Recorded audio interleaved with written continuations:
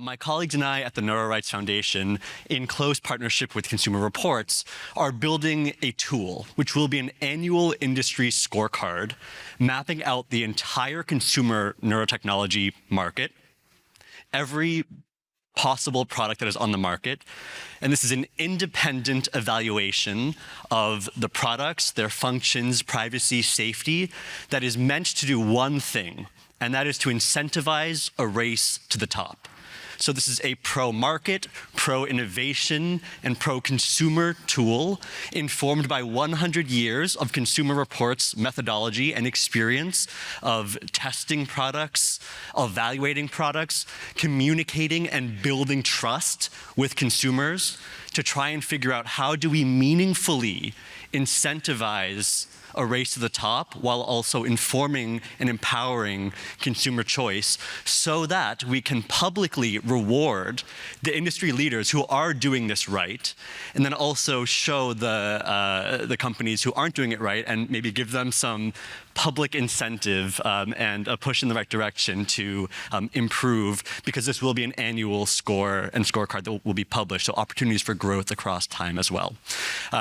In our session today, we will be diving into the thought behind this, the methodology behind it, and then moving towards co-creation. So, I mean, it's already been co-created between these two organizations, but now let's co-create it together and bring in industry voices, neuroethicists, everyone else who is in this room, end users, people with lived experience, to understand, okay, how do we move it from principle to practice? What does it look like in the world? How does it work in the world? So we'll be diving deep into those questions and more.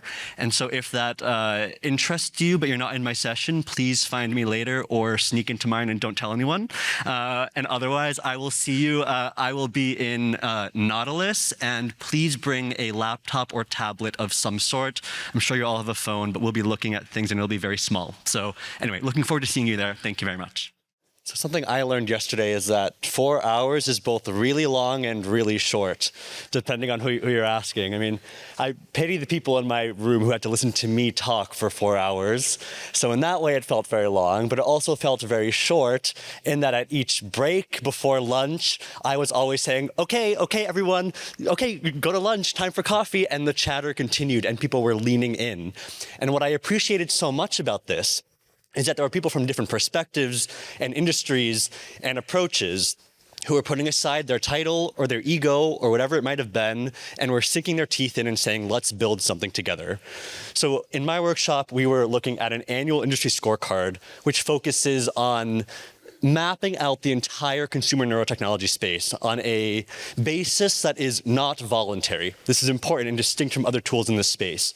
That if you have a consumer product on the market, you are evaluated by independent standards which have not been moved or decided on the basis of what a company would agree to.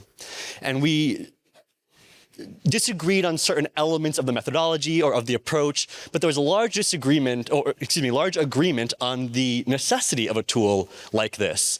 And some of the comments at the beginning raised, is it possible that this tool is actually premature? The market isn't at a place of maturity yet. We're growing there. Maybe we don't need to be doing this. And what was really gratifying is by the end of our 4 hours together, there was widespread consensus that not only is it premature, we are behind. We need to be doing this quickly, but that also doesn't mean rushing it. It means doing it carefully and with consultation and deliberation. And so I very much echo Nida Farahani's comments from earlier about the importance of a broadly deliberative process and not rushing through any sort of approach or principles that have been put together with careful work and intention, but perhaps not through broad intention or the entire group at a last moment.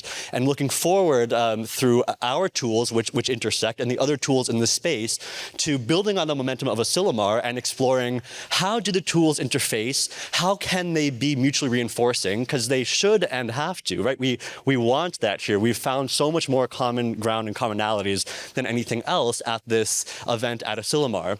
And I was really excited in my session that afterwards, many people were coming up and saying, this is necessary, this is necessary, this is necessary, to which I responded, great, let's make it happen. It's not enough just to say, great idea, see you later. And so we had about 28 respondents afterwards who were saying that they were interested in becoming a close collaborator, and 4 who were saying they would be interested in helping us find capital to support the project. So thank you all for that, and please let's lift those numbers from there as well. But I just want to give a very brief anecdote from last night, which is that after the s'mores and after the fire pit, I was walking back to go to bed with a few of my new friends and collaborators, and we all looked up and saw that there were no lights on around us, but it looked almost like it was daylight because it was a full moon and it was extremely bright last night. I don't know if any of you noticed. And so we said, you know what, why don't we walk to the beach? Let's go for a walk. We're here, we're in California.